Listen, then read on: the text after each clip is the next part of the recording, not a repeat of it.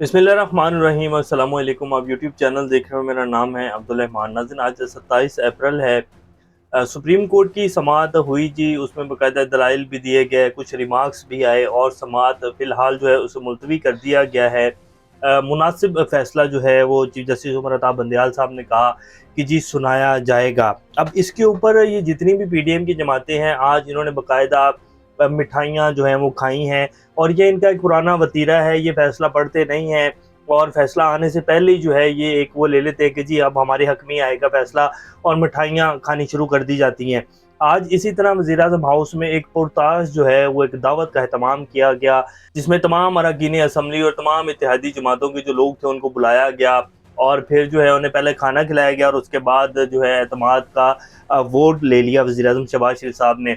और उसके बाद उन्होंने तकरीर की पार्लियामेंट में खड़े होकर, और उन्होंने क्या कहा, उन्होंने फिर सुप्रीम कोर्ट के ऊपर हमला किया, उन्होंने फिर जो है 3-4 वाली कहानी सुनाई, उन्होंने फिर चीफ जस्टिस उमर अता बंदयाल साहब को आड़े हाथों लिया और कहा कि जी पार्लियामेंट के लोगों ने मुझे दोबारा इज्जत बख्शी है, अब मैं पार्लियामेंट के लिए जो है वो बेसिकली उनका कहने का मतलब ये था कि अब मैं पार्लियामेंट के लिए जो है सुप्रीम कोर्ट के सामने खड़ा हो जाऊंगा। अब जब इस केस की समाअत आगे चलेगी तो इसमें क्या हो सकता है, क्या 14 मई के इलेक्शन होंगे, जो कि पंजाब में इलेक्शन है, यहाँ पूरे पाकिस्तान में इलेक्शन होने जा रहे हैं। आज पीटीआई की तरफ से जो 3 अहम रहनुमा जिनको बाकायदा मुज़ाकरात के लिए जो है उनके नाम दिए गए हैं, आज मुज़ाकरात का अमल शुरू भी हो गया और उस हवाले से भी कुछ डिटेल्स हैं जो आपके सामने रखेंगे। पाकिस्तान को आईएमएफ से क्या मिलेगा कुछ जी, या सिर्फ आईएमएफ जो है वो लारे लपे लगाए रखेगा पाकिस्तान को? पाकिस्तान ने अगले आने वाले जो कुछ महीने हैं उनमें कितना कर्जा जो है वापस करना है? पाकिस्तान के पास कुल कितने पैसे इस टाइम पड़े हुए हैं पाकिस्तान के ज़खायर में? सिचुएशन क्या बनने जा रही है? हमारे जो आर्मी चीफ हैं जो चाइना गए हैं, उनके विज़िट का असल मकसद क्या है? ये डिटेल्स आज आपके सामने रखेंगे। इससे पहले अगर आप लोगों ने चैनल को सब्सक्राइब नहीं किया तो रेड बटन को प्रेस कर लें और बेल आइकॉन को भी प्रेस कर लें ताकि लेटेस्ट अपडेट्स आप लोगों को मिलती रहें और ये जो हमारा ताल्लुक है ऐसे ही जुड़ा रहे। वज़ीर-ए-आज़म की किफ़ायत-शारी मुहिम थी जी, और आज बाकायदा जी वज़ीर-ए-आज़म हाउस में बड़े पुरतपाक खाने का कोई दर्जन के करीब डिशेज़ बनाई गई तमाम अरकान असम्बली के लिए।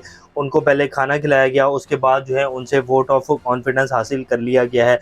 अब वज़ीर-ए-आज़म शहबाज शरीफ साहब ने कितने वोट हासिल किए हैं ये आपको बता देते हैं। वज़ीर-ए-आज़म शहबाज शरीफ साहब ने एतमाद का वोट हासिल कर लिया, उन्हें 180 अरकान ने एतमाद का वोट दिया है।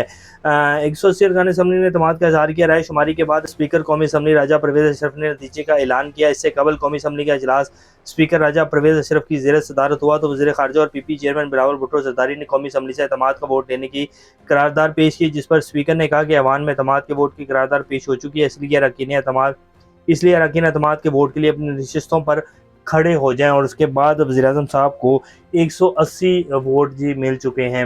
अब ये वज़ीर-ए-आज़म साहब ने जो एतमाद का वोट लिया है, इसकी क्या औकात है, इसकी क्या वैल्यू है? ऑपोजिशन जो है वो बैठी नहीं है। ऑपोजिशन जमात सबसे बड़ी जो पाकिस्तान की जमात है पीटीआई, उनको ऑपोजिशन बेंचों के ऊपर आने नहीं दे रहे हैं। उनके कल एमएनएज़ अगर पार्लियामेंट में जाने की कोशिश की तो उनको अंदर ही दाखिल नहीं होने दिया, और आज वज़ीर-ए-आज़म साहब ने एतमाद का वोट ले लिया है। उसके बाद वज़ीर-ए-आज़म साहब ने जो वहाँ बात की है वो आपके सामने रखते हैं कि वज़ीर-ए-आज़म साहब ने किस तरह जो है वो अटैक किया है। ये जो 3 जज पीटीआई की सोहलतकारी कर रहे हैं, हम इनके किसी फ़ैसले को नहीं मानते।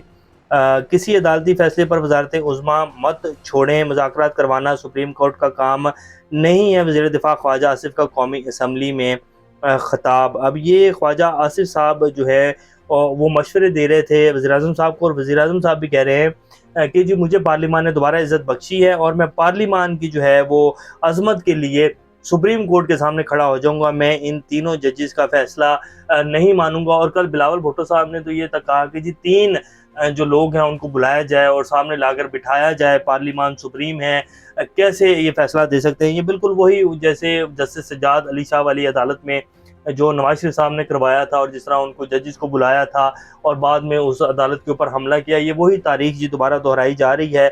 और वज़ीर-ए-आज़म साहब ने आज ये एतमाद का जो वोट का एक ड्रामा किया है, ये इसी वजह से किया है क्योंकि इन्हें पता है कि क्या फ़ैसला आने जा रहा है, आइन के ख़िलाफ़ कैसे जा सकते हैं ये लोग। आज भी अदालत में जब ये जाकर खड़े हुए, इनकी तरफ से जो भी लोग गए हुए थे वो आज भी हाथ बांध कर खड़े हुए थे और उनकी आवाज़ तक नहीं निकल रही थी और कह रहे थे कि जी हमने तो मुज़ाकरात की पेशकश की थी, हमने मुज़ाकरात के लिए राब्ता भी किया था असद कैसर से, लेकिन बाद में मीडिया से पता चला कि जी असद कैसर तो जो है उनकी तरफ से मुंतखब ही नहीं किए गए, शाह महमूद कुरैशी के पास ये मैंडेट था, तो हम तो मुज़ाकरात करना चाहते हैं, हमने जो है वो सेनेट की कमेटी भी बना दी है, तो सुप्रीम कोर्ट में जो है इनकी आवाज़ भी नहीं निकलती। ये सब कुछ जो है पार्लियामेंट में जाकर जितना गुस्सा और गुबार निकाल सकते हैं वो निकाल रहे हैं और पार्लियामेंट में सिर्फ सियासी तकरीरें हैं जी, इनकी कोई वर्थ नहीं है, इन तकरीरों की, इन करारदादों की आइन के हवाले से कोई वर्थ नहीं है। जब तक ऑपोजिशन जो जमात है पीटीआई वो पार्लियामेंट में आकर नहीं बैठेगी तब तक ये कोई तरमीम नहीं कर सकेंगे, कोई नया कानून जो है उसको पास नहीं करवा सकेंगे। तो बेसिकली अब ये इस तरह जो है ये तकरीरें करके और प्रेशराइज़ कर रहे हैं और कह रहे हैं कि जी हम तो फ़ैसला नहीं मानेंगे, लेकिन फ़ैसला इनको मानना पड़ेगा। आज इनको बाकायदा टाइम दे दिया गया है और इसकी कोई लिमिट नहीं रखी गई है। अगर तो जी पाकिस्तान में कोई नया तजर्बा, जैसे कि अब लग रहा है कि ये तजर्बा ही किया जाएगा और आइन जो है उसको सिर्फ किताबों की हद तक या हम आप जैसे लोगों को बताया जाएगा कि जी पाकिस्तान में एक आइन की जो है हुक्मरानी है। लग तो यही रहा है कि जी यही कुछ होने जा रहा है, लेकिन सुप्रीम कोर्ट की जो 3 जजेस हैं, चीफ जस्टिस उमर अता बंदयाल साहब का जो बेंच है, उन्होंने फैसला दिया हुआ है कि जी 14 मई को पंजाब में इलेक्शन होंगे, 90 दिन पूरे हो चुके हैं। अब या तो उस फैसले को ख़त्म किया जाएगा या फिर जो है इलेक्शन होंगे या कौमी असम्बली टूटेगी। अब जो पीटीआई की तरफ से आज मुज़ाकरात के लिए 3 जो है शराइत रखी गई हैं, वो आपके सामने रख देते हैं कि क्या है। मई में कौमी असम्बली और दोनों सूबाई असम्बलियाँ तहलील की जाएँ। दूसरी जो शराइत है, मई 14 से आगे तारीख के लिए आइन में तरमीम की जाए, आइनी तरमीम के लिए तहरीक इंसाफ के इस्तीफ़े वापस लेने होंगे। तीसरी जो शर्त है, जुलाई में मुल्क भर में इंतखाबात कराए जाएँ। अब ये 3 शर्तें जो हैं ये आज रखी गई हैं। अभी उसके हवाले से बातचीत कुछ सामने आई नहीं है और ना ही कोई प्रेस कॉन्फ्रेंस की गई है। ये मुज़ाकरात वाला सिर्फ ढोंग रचाया जा रहा है जी, ये मुज़ाकरात के लिए बिल्कुल भी तैयार नहीं है और ना ही ये इमरान खान को भी आने देना चाहते हैं, क्योंकि इन्हें पता है कि इमरान खान आएगा, एनआरओ रिवर्स हो जाएगा, बहुत सारे मामला जो हैं वो ख़राब हो जाएंगे, हमारी सियासत तो तबाह हो गई है, हमें जेलों में डाल दिया जाएगा। आइन और कानून की जब हुक्मरानी होगी तो इनकी सियासत, इनके जो इन्होंने इतने बड़े बड़े डाके मारे हैं वो तो नहीं छुप पाएंगे ना, फिर ये ऑटोमेटिकली इनकी सियासत भी ख़त्म हो जाएगी, इनको जो है लंबी लंबी सज़ाएँ हो जाएंगी। तो ये इसलिए अब इमरान खान को वापस आने देना नहीं चाहते हैं और ये सिर्फ मुज़ाकरात का एक ढोंग है जो रचाया जा रहा है। अब देखते हैं कि सुप्रीम कोर्ट ने जो टाइम दिया और आज जो समाअत मुलतवी किया, आज चीफ जस्टिस उमर अता बंदयाल साहब की तबीयत भी कुछ नासाज थी, शायद उन्होंने इसलिए जो है समाअत मुलतवी कर दी है, लेकिन ये केस ऐसे ख़त्म नहीं होगा और इनको रिलीफ नहीं मिलेगा। मुल्क में जो है इलेक्शन होंगे, आइन की हुक्मरानी होगी। चीफ जस्टिस उमर अता बंदयाल साहब ने जो स्टैंड लिया हुआ है, ये ऐसे जिस तरह ये चाह रहे हैं और जिस तरह आज इन्होंने बाकायदा मिठाइयाँ जो है वो खाई हैं, ये ऐसे मामला ठंडा नहीं होने वाला। आने वाले जो दिन हैं उसमें बहुत बड़े सरप्राइजेज जो हैं इनके लिए तैयार हैं और ये मुल्क जो है वो इलेक्शन की तरफ ही जाएगा। अब आपको जो पाकिस्तान में आईएमएफ के हवाले से कुछ चल रहा है, सीन चल रहा है और पाकिस्तान के डिफ़ॉल्ट का जो ख़तरा है उसके हवाले से बता देते हैं आपको। पाकिस्तान मुसलसल डिफ़ॉल्ट की जानिब बढ़ रहा है। एक बार फिर शहबाज शरीफ सागदार आईएमएफ की तसल्ली करवाने में नाकाम रहे हैं। पाकिस्तान के पास माली साल के आखिरी 2 माह में बैनुल-अक़वामी अदायगियों के लिए मतलूबा रकूम में सऊदी अरब, मुत्तहदा अरब अमारात मदद के बावजूद मज़ीद $5 अरब दरकार हैं। अगर ये इंतज़ाम नहीं होता तो पाकिस्तान को डिफ़ॉल्ट से कोई नहीं बचा सकता। अब आसरा है जनरल आसिम मुनीर का मौजूदा दौरा पाकिस्तान की इस्तदा है। अब आसरा जनरल आसिम मुनीर का जो मौजूदा दौरा है, जो कि चीन में वो गए हुए हैं, कि वहाँ वो क्या लाते हैं वहाँ से। चीन पाकिस्तान को डिफ़ॉल्ट से बचा ले, ऐसा नहीं तो बस अल्लाह रहम करे, मौका है तमाम स्टेक होल्डर्स, ममा एस्टेब्लिशमेंट पाकिस्तान को बचाने की खातिर ही मुतहद हो जाएँ।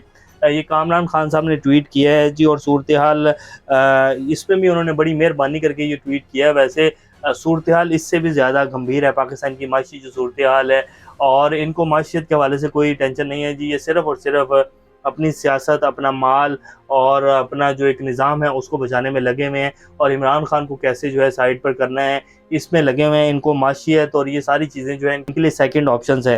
तो अब देखते हैं क्या बनता है। अभी तक की जो सूरत हाल हमने आपके सामने रख दिया। मौलाना फजलुर रहमान साहब अभी भी नाराज़ होकर बैठे हुए, कहते हैं कि जी मैं तो जो है वो इन मुज़ाकरात का हिस्सा नहीं बनूंगा, मुझे तो सदर बनाना था, आप सब लोगों ने मिलकर मुझे तो सदर नहीं बनाया, तो अब मैं तो इन मुज़ाकरात में नहीं आऊँगा। तो ये मुज़ाकरात भी होने भी नहीं है कामयाब जी, ये सिर्फ़ एक ड्रामेबाजी है, एक तूल देने का तरीका है सारे प्रोसेस को, इसके अलावा इन मुज़ाकरात की कोई वैल्यू नहीं है। तो ये अभी तक की लेटेस्ट अपडेट्स हैं। इंशाल्लाह नेक्स्ट अपडेट से दोबारा आप लोगों के सामने हाज़िर होंगे। तब तक अपना और इस चैनल का ख्याल रखिएगा। अल्लाह हाफ़िज़।